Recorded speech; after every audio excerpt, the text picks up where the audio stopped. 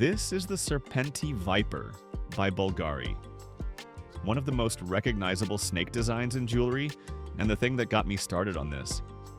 What caught my eye is how a piece like this is put together. A head, a run of identical body links, a tail, coiled into a spiral. That is the idea I want to work with. So we are not going to model a ring, we are going to build something that makes them. This is a two-part build. Part 1. This video. From a cube to finished pieces with stones set in them. Part 2 turns them into a generator, sliders for length and spacing, a spiral, and everything still editable at the end. Everything here is Blender 5.2. A few of the nodes ship with the 5.x releases and are not in 4.x. Before we model anything, we need to set up the scene. Blender works in meters by default. A ring is about 20 millimeters across. Jewelry needs real millimeters. We could change the units by hand. Instead, let's install a free add-on called JewelCraft. It does two things for us. First, it sets the whole scene to millimeters. One click. Second, it gives us a library of real gem shapes and cuts. We will use that later when we set the stones. This module is about modeling the components. There are 3 of them. The head, a single body link, which we will later duplicate into an array, and the tail, which closes the ring. I will only model the head here. The tail and the body link follow the same process, so showing all 3 would just repeat itself. We start with a cube. Extrude one face along the axis, then flatten the shape a little. From the top, it should read like this. Wide at the back, narrow at the front. One thing worth doing now, I push the whole shape to the edge of the y-axis. It will make the array much easier to set up later. Now I lift this edge, and the silhouette starts to look like the reference. It is still crude and blocky. That is fine. The silhouette is the only thing that matters right now. The obvious next move is to smooth it. Let's try. Add subdivision surface and the shape melts into an oval. Every edge we just built is gone.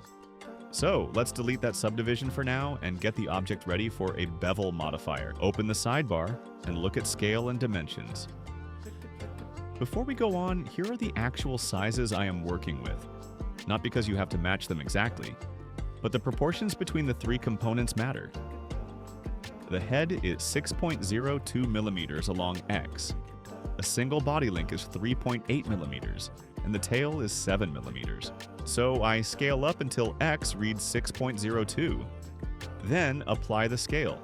Now scale reads 1 across all 3 axes, and the dimensions are what they should be. This is where the millimeters we set up at the very beginning start earning their keep. Now add a bevel modifier. Set limit method to none. That bevels every edge on the object. Then raise the amount slowly. What we are building here are supporting loops. 2 extra edges running alongside every original edge. Now add subdivision again. Smooth, but it holds its shape. The silhouette survived. The amount on that bevel is your sharpness dial. From here it is refinement. Lower these parts, flatten along this axis, keep checking against the reference. Take your time here. With the silhouette done, we can move to the smaller details. These are the seats, the recesses where the stones will sit later. I use inset faces, the I key. The important part is the individual checkbox. Without it, all selected faces inset together as one region. With it, each face gets its own inset. And that is what gives us separate seats instead of one big trough.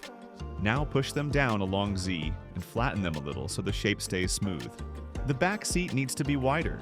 I select these 2 faces and spread them along X. A larger stone goes there. One more inset underneath, and this time individual comes off. This gives the head a flatter bottom. Now look at the reference again. The head has 2 cutouts, both with a soft oval shape.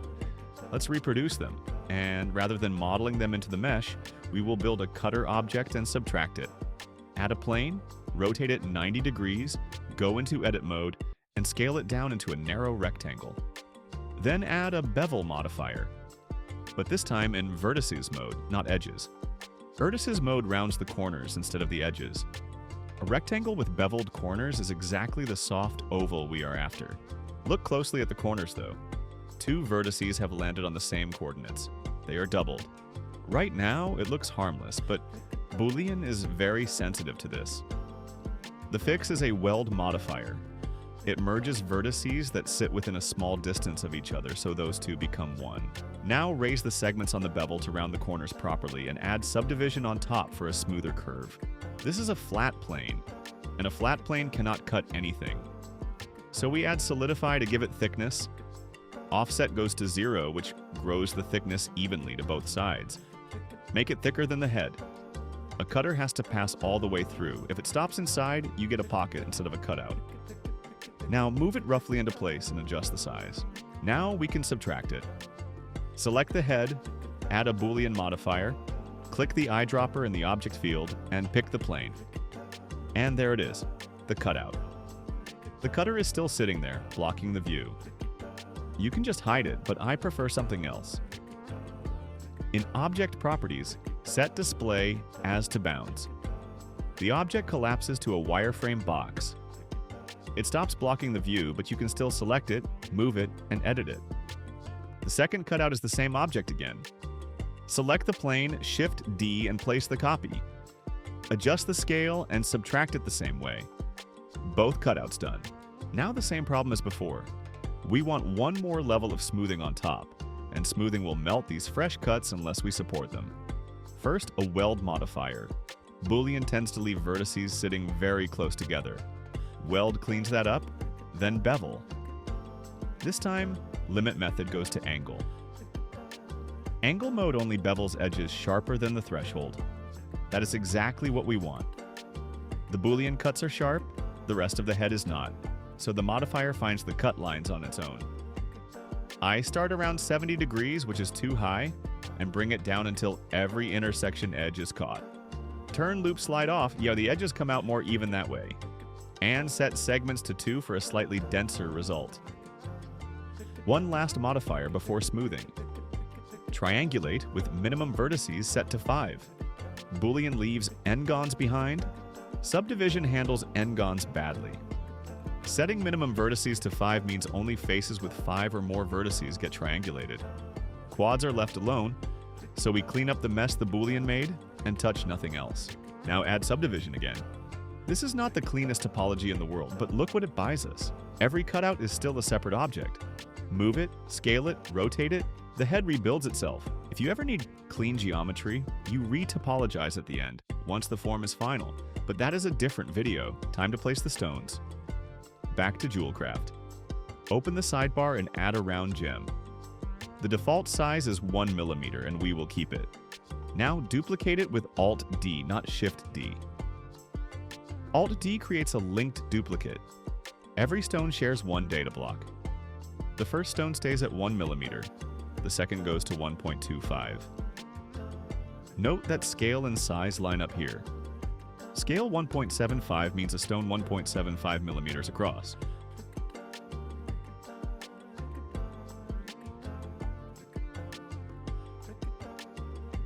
Now, the prongs.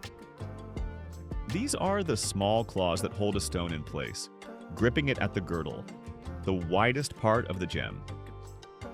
JewelCraft can generate prongs for you in one click. I am going to build them with geometry nodes instead. Not because it is faster, but because the node group we end up with is reusable, adjustable per stone, and it is a good first look at how these nodes fit together. Select a stone, add a geometry nodes modifier, hit New, and name it Prongs. Start with a curve line, a single straight segment pointing up. To see the stone and the line at the same time, add Join Geometry. The line has no thickness, so run it through Curve to Tube. Now it is a cylinder. From the Caps drop-down list, select Round.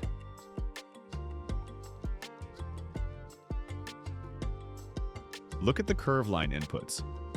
Start at 0, end at 1 mm on Z. That is the prong height. I want it a little shorter than that. The prong sits in the center of the stone, and it needs to be out at the girdle. Transform Geometry moves whatever geometry you feed into it, so I push it along Y until it reaches the edge. One prong is not enough. We need 4, placed symmetrically. So let's build something that mirrors automatically. Transform geometry takes a vector for translation, all 3 axes at once. We only care about y, so we feed it through combine x, y, z and drive just the y input from a value node. Now one slider controls how far out the prong sits.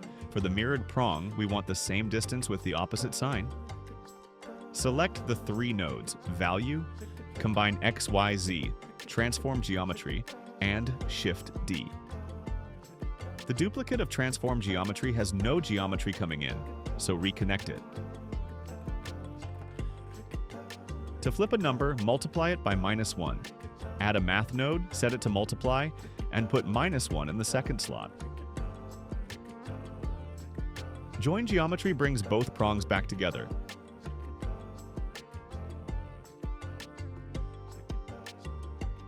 And finally, delete the second value and feed the first one into both chains. 1 slider, 2 prongs, perfectly symmetrical. Now I want a second control. Not just pushing the prongs outward, but swinging them around the stone. And it is the same pattern again. Duplicate the transform nodes.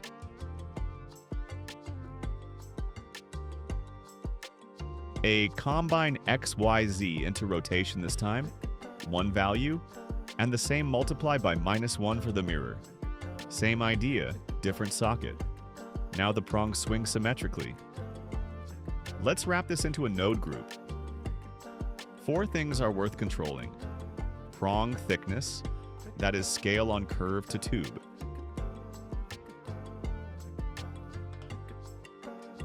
Prong height, that one is buried inside a vector, so pull it out through combine x, y, z.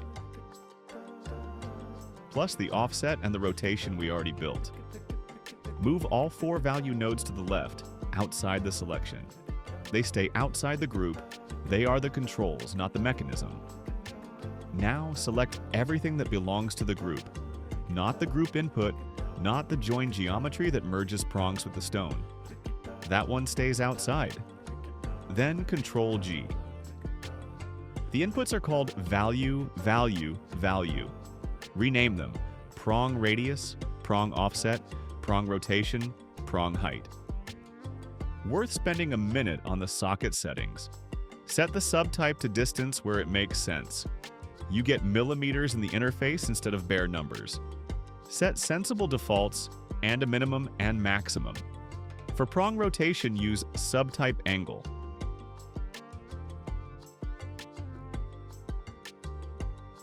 Click Go to Parent Node Tree to come back out. The old value nodes are redundant now. The group has its own sliders. Delete them. Rename the group to Mirror Prongs. Look how small the tree got. A stone, a node group, a join geometry. Everything else is tucked away inside. We have 2 prongs and we need 4, so duplicate Mirror Prongs with Shift D, plug it into join geometry as well, and give it a different rotation. 4 prongs. Select the other stones, then the main one. Open the modifier dropdown and choose Copy to Selected. Every stone has prongs now, but there is a catch. Change the radius on one stone, and it changes on all of them. That is because they share the same node group. The values live inside the group, so they are the same everywhere. The fix is to expose them. Connect each control to group input. Now the values live on the modifier, and the modifier belongs to the object. So every stone gets its own. With 2 node groups, the parameter names double up.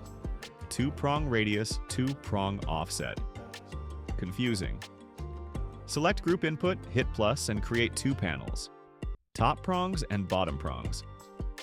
Drag the first 4 values into one, the second 4 into the other. Much easier to read. Now each stone tunes independently. And when you do want to change all of them at once, select every stone. Hold Alt while you drag a value, and it applies to the whole selection.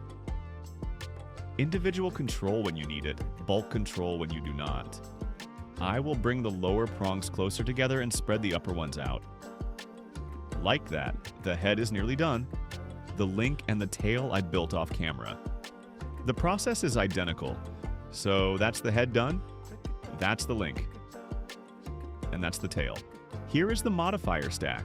Same for all 3. Bevel, Subdivision, Boolean, Weld, Bevel again, Triangulate, Subdivision. One difference. On the first bevel, I switched limit method to weight instead of none. Weight lets me choose which edges get beveled and how hard, edge by edge. On the head, I wanted everything rounded. Here, I wanted control.